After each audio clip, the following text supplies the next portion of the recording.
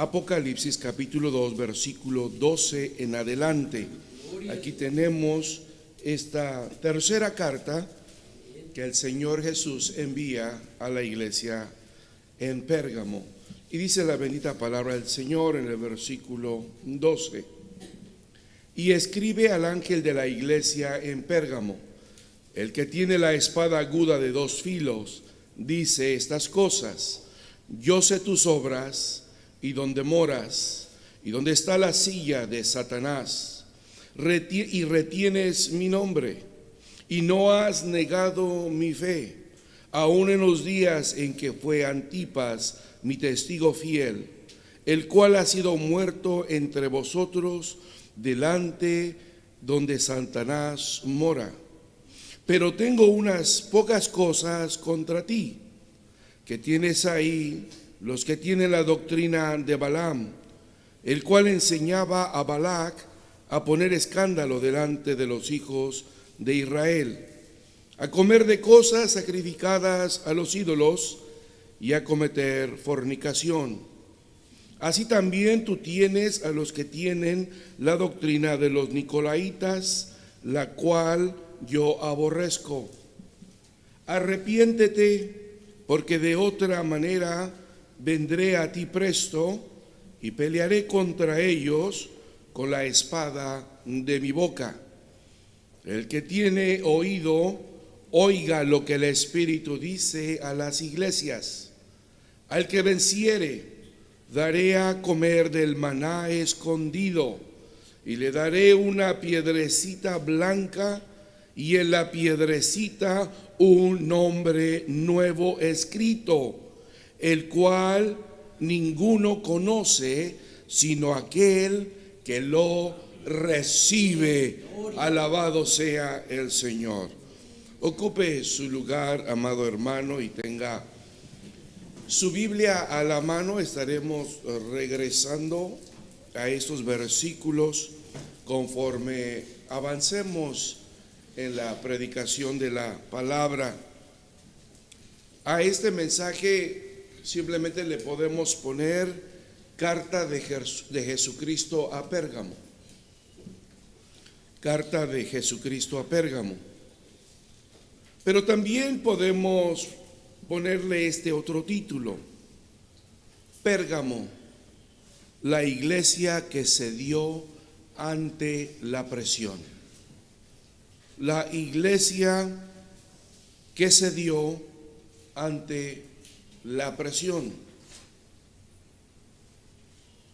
Cuando los viajeros se acercaban a la ciudad de Pérgamo y venían en el camino, ya sea del este o del oeste, venían cruzando una hermosa y fértil llanura, y a lo largo divisaban una montaña, un cerro de aproximadamente 300 metros de altura.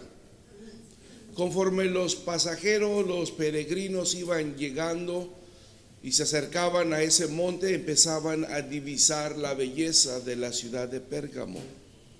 Una hermosa ciudad construida con edificios de impresión grecorromana, mármol blanco principalmente. Así es que cuando le pegaba la luz del amanecer o del atardecer, aquella ciudad bien podía brillar a lo lejos. Había grandes monumentos, grandes edificios, hermosas construcciones en la cima de la Acrópolis. Había templos a sus dioses, había bancos, había la casa del gobernador, y en lo abajo de la llanura, ahí vivía la gente común, ahí habían construido sus casas. Hasta el día de hoy, las casas de la gente común están todavía en la llanura. En la parte de la cima solo encontramos las ruinas de lo que fue esta hermosísima ciudad de Pérgamo. Pero ahí en Pérgamo había un edificio peculiar, espectacular, especial. Un edificio de aproximadamente 40 pies de altura en su construcción de mármol. Tenía unas gradas para subir a la plaza principal. Un edificio hermosísimo dedicado al dios Zeus. En ese lugar rendían culto a Zeus. Y también más tarde tuvieron la elección, o fueron elegidos de parte del Imperio Romano para que ahí se construyera el primer templo al culto del emperador. Así es que Pérgamo pronto empezó a destacarse no solamente como una fortaleza militar desde el tiempo de Alejandro el Magno, sino que ahora con sus opulentes edificios y la economía que empezó a florecer en esa ciudad, y los dos templos prominentes que tenían al culto del emperador y a Zeus, empezó a tener un grande auge. La única ciudad que le hacía rival a Pérgamo era Éfeso. Y este edificio trono a Zeus se podía divisar desde llegando por la llanura. Era el primer edificio que usted miraba al levantar su vista hacia la colina, totalmente en mármol blanco.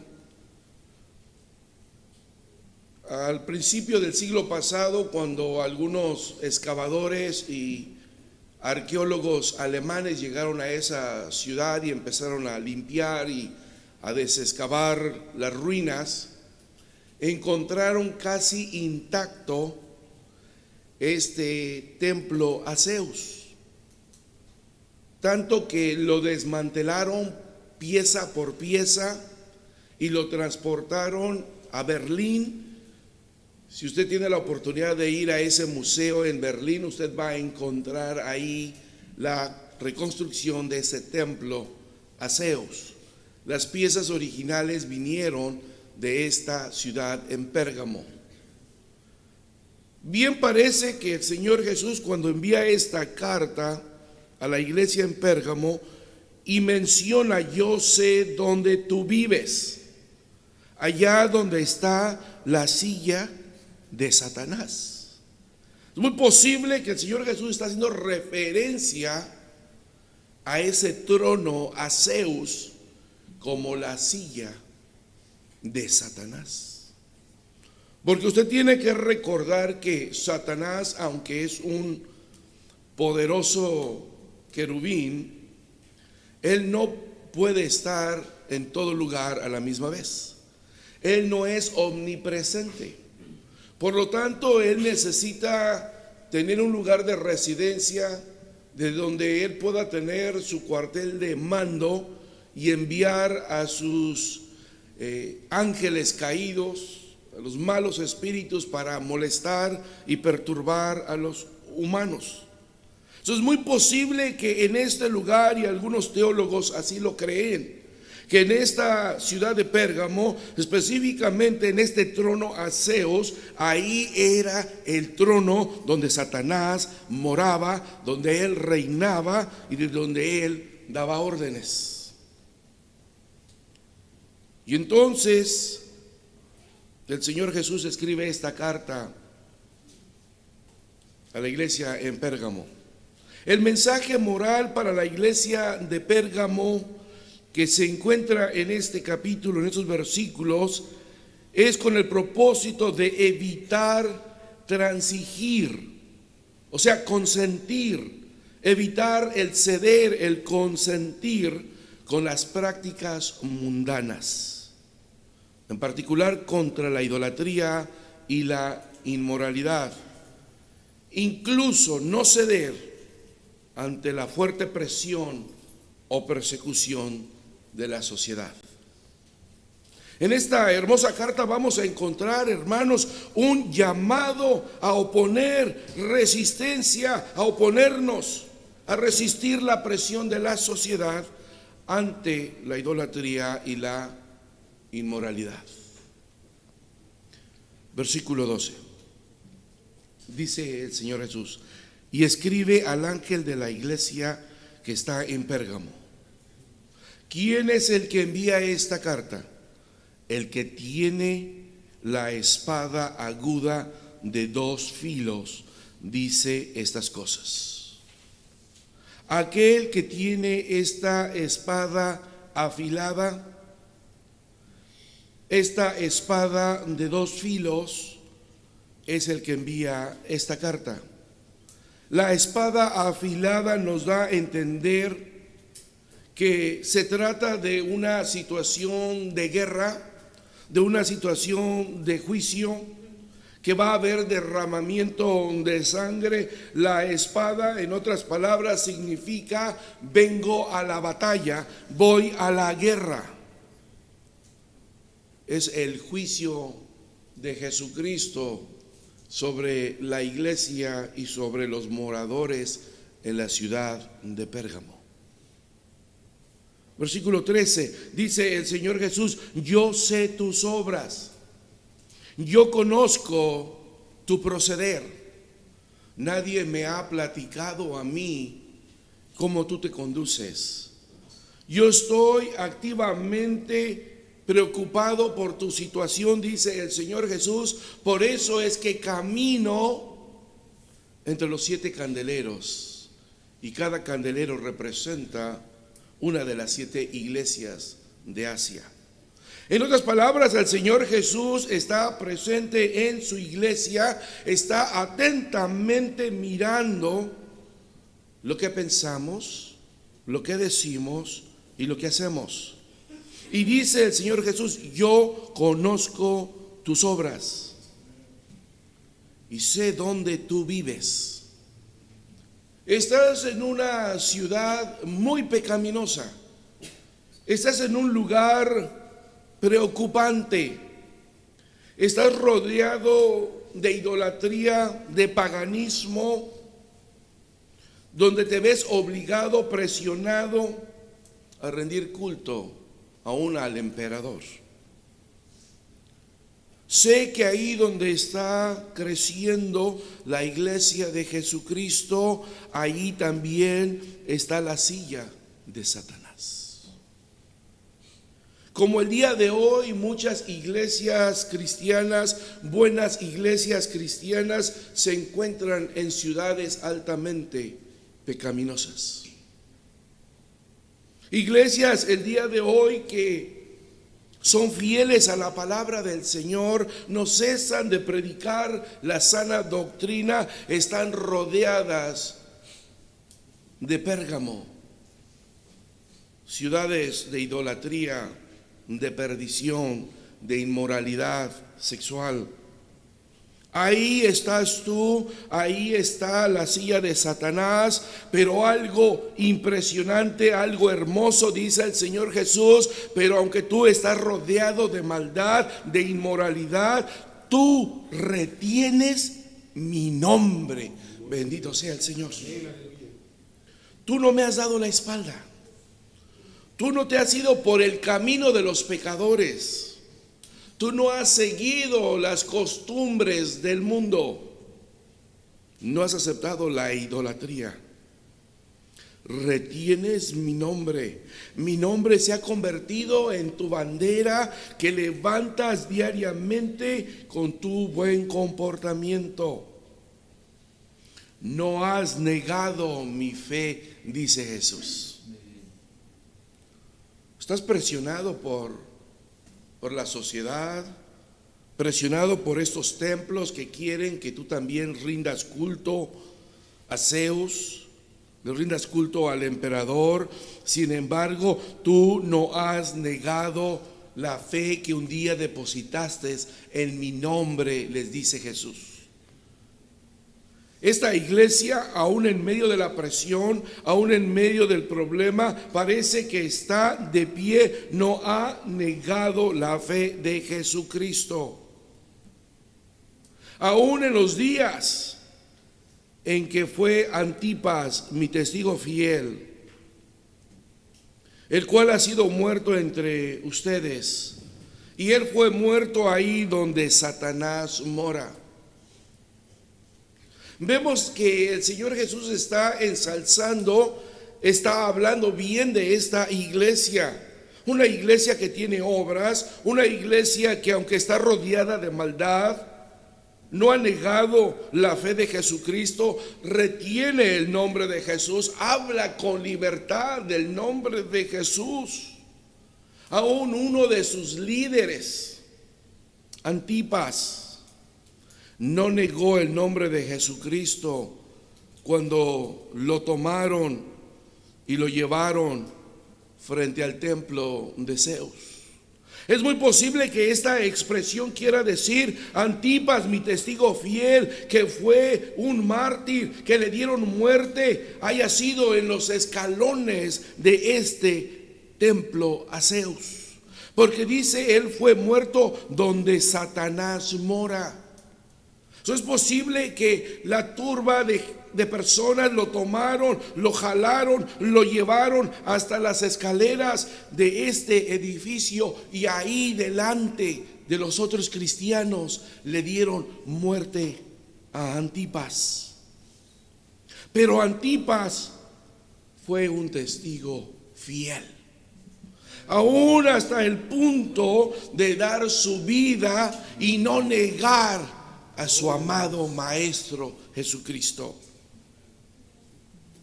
Si traducimos el nombre de Antipas, significa contra todo. No sé si verdaderamente este era el nombre de este mártir en Pérgamo, o si no era ese su nombre y el Señor Jesús le puso este nombre en la carta. Porque lo que significa este nombre es que va contra todo, y así debería ser el nombre del cristiano. En otras palabras, el cristiano el día de hoy es su nombre, y su apellido o nuestro apellido debería ser Antipas, el cristiano que va contra todo, que lucha contra todo, que no se deja vencer por la idolatría, por la inmoralidad, por lo que el mundo ofrece. Ahí Antipas dio su vida. Pero vemos un cambio de dirección claramente en esta carta, en el versículo 14. Pero tengo unas pocas cosas contra ti. Después de hablar el Señor Jesús de esta manera a la iglesia, felicitándola por su buena conducta, ahora dice: pero tengo unas pocas cosas contra ti. Pero hay algo que no me agrada de tu persona, dice Jesús. Hay algo que no me agrada, hay algo que no está bien ya en tu conducta. Y podemos ver en el original, hermanos, ese cambio de dirección que nos da a entender que el versículo 13, el Señor Jesús está hablando de un tiempo pasado, de un tiempo de gloria de esta iglesia. Quizás la primera generación de cristianos en Pérgamo vivieron como dice el versículo 13. Pero 40 años después, el versículo 14, las cosas ya no son igual. Y entonces Jesús le está hablando a la nueva generación, recordando las buenas obras de sus padres, de los que les antecedieron, pero que ya no están presentes. Quizás porque fueron como Antipas, mártires por el nombre de Jesús. Pero a esta nueva generación el Señor le dice: tengo contra ti unas pocas cosas. ¿Cuál era el reclamo del Señor Jesús? Es que tú tienes ahí la doctrina de Balaam, este falso profeta que tiene remembranza del Antiguo Testamento. Tú tienes ahí la doctrina de Balaam, el cual en el Antiguo Testamento dice, enseñaba al rey Balac a ponerle tropiezo o a poner por escándalo a los hijos de Israel. Les ponía tropiezo, les ponía trampa, llevándolos a comer de las cosas sacrificadas de los ídolos o a los ídolos, y también los seducía a cometer fornicación. Y esta historia en el Antiguo Testamento la tenemos en Números 25, 1 en adelante. Y reposó Israel en Sittim, y el pueblo empezó a fornicar con las hijas de Moab, las cuales llamaron al pueblo a los sacrificios de sus dioses. Y el pueblo comió e inclinóse a los dioses ajenos. Y allegóse el pueblo a Baal Peor, y el furor de Jehová se encendió contra Israel. Es que este falso profeta Balaam le aconsejó al rey moabita Balac que enviara a sus doncellas al campo de Israel que estaba asentando para entrar y tomar la tierra prometida. Esta era la nueva generación después de que habían muerto la primera generación en el desierto en su travesía durante 40 años. La primera generación había muerto, estaba una nueva generación, y Josué esperaba que esta nueva generación fuera diferente a la generación que cayó en el desierto. Pero qué triste que esta generación segunda fue peor que la primera generación. Están a punto de tomar la tierra prometida, de que el Señor los cruce por el río Jordán y empiecen a tomar las ciudades, como esa poderosa ciudad de Jericó, la cual cayó por la voluntad de Dios. Pero ahí están esperando el momento, y entonces vienen las hijas de Balac, seducen al pueblo y lo llevan a sacrificar a los dioses paganos. Come el pueblo de Israel de las ofrendas a los dioses paganos. Se allega el pueblo a este ídolo de Baal Peor, y entonces el furor de Jehová se enciende. Miles de judíos cayeron muertos por esta situación. Ese mismo espíritu, esa misma doctrina de Balaam, ese mismo consejo estaba ahora reinando en la iglesia en Pérgamo. Estaban siendo seducidos algunos de los cristianos en Pérgamo hacia los ídolos. Estaban siendo llevados por este espíritu de Balaam, por esta doctrina, a comer la comida sacrificada a los ídolos en Pérgamo y a cometer fornicación. Aquellos principios morales, aquellos principios éticos, aquel temor a Jehová se había perdido. Aquella reverencia al Dios Todopoderoso había dejado de existir. Ahora la iglesia, o parte de la iglesia, está postrada ante los ídolos de los paganos, comiendo de la comida de esos ídolos, cayendo en la fornicación. Además de eso, versículo 15, el Señor Jesús también le reclama y le dice: así también tú tienes ahí la doctrina, retienes la doctrina de los nicolaítas, la cual yo aborrezco. No hay una certeza en esta doctrina de los nicolaítas, pero la mayoría de los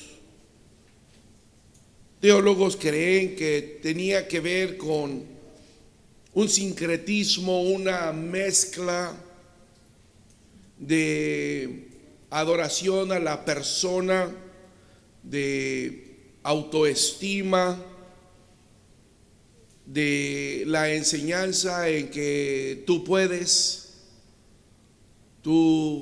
lo puedes lograr, tú eres un poderoso ejército, tú eres tu propio Dios, tú eres un ser sobrenatural, lo que tú te propongas lo puedes lograr tú solo.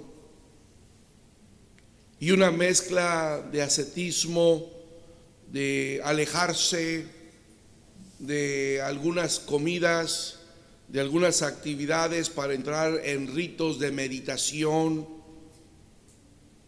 ritos de llevar una vida espiritual pero sin Dios, de ser como los que hoy se llaman yo soy espiritual pero no soy cristiano. Para mí la vida espiritual es importante, yo medito, yo practico el budismo, practico la meditación y cosas por el estilo. Algo así es esta doctrina de los nicolaitas, la cual dijo Jesús, yo aborrezco. Para entonces el Señor decirles la recomendación, por lo tanto, arrepiéntete, versículo 16, de lo contrario, vendré pronto a ti y lucharé contra ellos con la espada de mi boca. Por lo tanto, arrepiéntete, porque si no haces esto, vendré pronto a ti. Sobre la base del reproche expresado anteriormente de parte del Señor, ahora Él exige un arrepentimiento inmediato y genuino de parte de la iglesia que ha caído en pecado. Este verbo arrepiéntete que tenemos aquí sugiere una acción urgente. Arrepiéntete, pero arrepiéntete en este momento, dice Jesús. No esperes para mañana. No dudes de mi llamado, dice Jesús. Yo sé que estás mal, dice Jesús. Arrepiéntete el día de hoy. De lo contrario, porque de otra manera, aquí esta expresión se puede también traducir, pues si no te arrepientes, vendrá un juicio sobre de ti. El descuido de parte de la congregación a obedecer el mandato al arrepentimiento inmediato va a acarrear el juicio inminente de Jesús. Y eso es lo que el Señor quiere prevenirle a la iglesia en Pérgamo. ¿Qué es lo que está haciendo la iglesia que el Señor detesta? Dos cosas: que se vayan tras los ídolos y que caigan en la inmoralidad. Este es un llamado también para nosotros, la iglesia del presente, donde el Espíritu Santo nos hace un llamado. Ustedes pueden estar rodeados de mucha idolatría, de altares por aquí, de filosofías, de pensamientos por acá, pero ustedes necesitan mantenerse fieles como la primera generación de cristianos en la ciudad de Pérgamo. Están dispuestos como Antipas, si es necesario, de no negar mi fe, de retener mi nombre y dar inclusive su vida por el nombre de Jesucristo. Estamos preparados, estamos listos, si es necesario, aún con nuestra vida, retener el nombre de Jesucristo. De hacer a un lado todo tipo de atractivo sensual, de dejar, como dice aquí la Escritura, la fornicación, todo tipo de inmoralidad. Iglesia del Señor, cada uno de nosotros conoce, sabe lo que está observando en las redes sociales. Usted sabe lo que lee, usted sabe a dónde se va su mirada, dónde está su corazón y su conducta. En esta hora el Espíritu Santo nos está diciendo: deja los ídolos. Un ídolo es todo aquello que quiere tomar el lugar de Dios. Un ídolo es aquel que quiere robarte el tiempo de Dios. Un ídolo es aquello que quiere robarte la atención que le pertenece a Dios. Mire, amado hermano, no me puedo imaginar cuál habrá sido la impresión en el rostro de los cristianos en la ciudad de Pérgamo en el momento en que Antipas fue llevado por la fuerza a los escalones del templo de Zeus y le dieron muerte delante de los otros cristianos. Yo no sé cuál habrá sido la impresión en esos cristianos cuando ellos presenciaron este martirio, cuando vieron que le quitaban la vida a Antipas. ¿Qué sintieron ellos? ¿Qué palabras pudieron salir de sus labios? Si lágrimas salieron de sus ojos, si hubo un grito de angustia, o le dieron la gloria a Dios porque un hombre fiel estaba dando la vida por Jesucristo. No lo sé.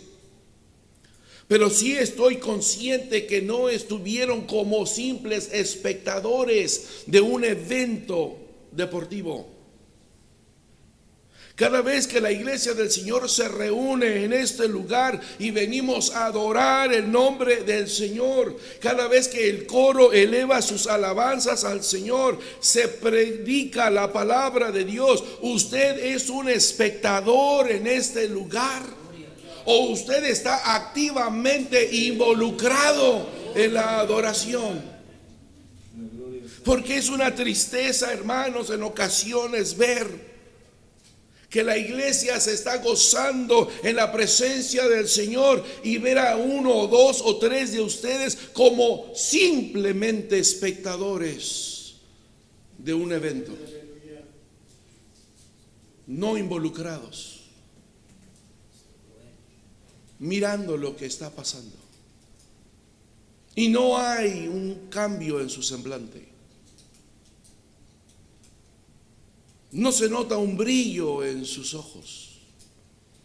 No se abren nuestros labios para glorificar el nombre que es sobre todo nombre. Así habrán estado los cristianos que presenciaron la muerte de Antipas, como simples espectadores sin sentir nada. No lo creo. Y en este lugar no está Antipas, en este lugar está el que hace 2000 años dio su vida por usted, derramó su sangre en la cruz del Calvario y al tercer día resucitó con poder y gloria. ¿Será merecedor de que sus labios se abran? ¿Será merecedor de que salga una sonrisa en su rostro al saber que aquí está el Señor recibiendo nuestra adoración? Que aquí usted puede acercarse y venir a los pies del Señor y depositar sus necesidades, derramar sus lágrimas y ser escuchado por el Señor. Bueno, entonces debe haber un cambio. Y no ser espectadores inactivos, sino activamente participando de lo que hacemos en la casa del Señor. Porque si hay un cambio en nuestra vida, así como se le dijo a los cristianos en Pérgamo, versículo 17, el que tiene oído, ponga atención lo que el Espíritu le dice a las iglesias. Ahora ya no solamente le está hablando a la iglesia en Pérgamo. Ahora el Señor Jesús quiere que todas las iglesias de todos los tiempos, incluyendo esta, ponga atención lo que el Espíritu le dice a la iglesia. El que salga vencedor, el que pueda arrepentirse de su conducta pecaminosa, el que se dé cuenta que necesita hacer un cambio y se arrepiente. aquel que ya no va a solapar la idolatría, ya no va a solapar la inmoralidad sexual, sino se va a alejar de ello. A ese cristiano dice Jesús: yo le daré a comer del maná escondido. En el Antiguo Testamento hubo un maná que descendió del cielo, un pan que descendió del cielo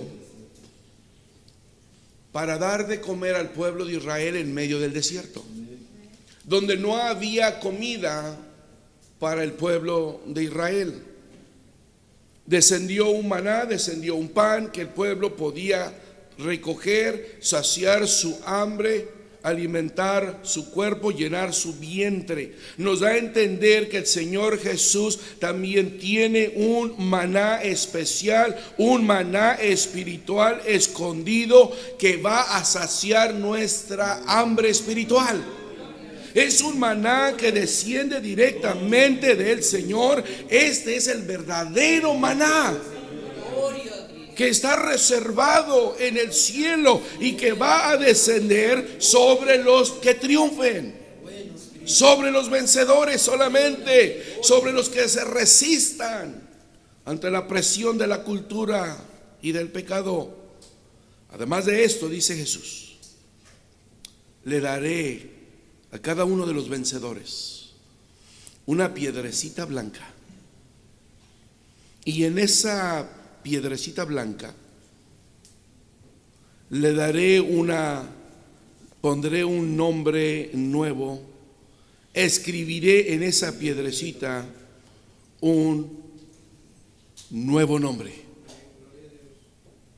Muchos comentaristas han comentado sobre cuál es lo representativo de esta piedrecita blanca. Yo no he encontrado algo que me convenza, excepto que ahorita estoy recordando que visitando estas ciudades en Asia, usted puede caminar por las ruinas y encontrarse montones de pedacitos de mármol blanco. Es lo que queda de la mayoría de estos opulentos y magníficos edificios. Montón de piedrecitas. No sé si tenga relación o no, pero quizás el Señor Jesús estaba hablando que aquellas ciudades, la opulencia, lo magnífico de aquellas ciudades llenas de pecado, iban a ser devastadas y lo único que iban a quedar son montones de piedrecitas blancas. Pero en esa piedrecita blanca que el Señor tomaría, va a escribir un nuevo nombre. Y lo importante aquí es el nuevo nombre.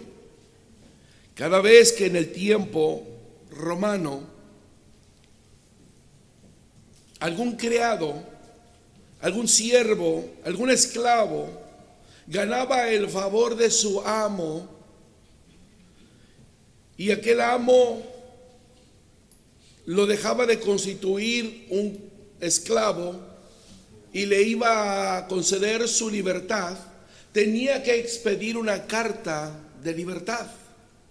Y en esa carta, aquel ciudadano romano que iba a liberar al esclavo tenía que poner su nombre.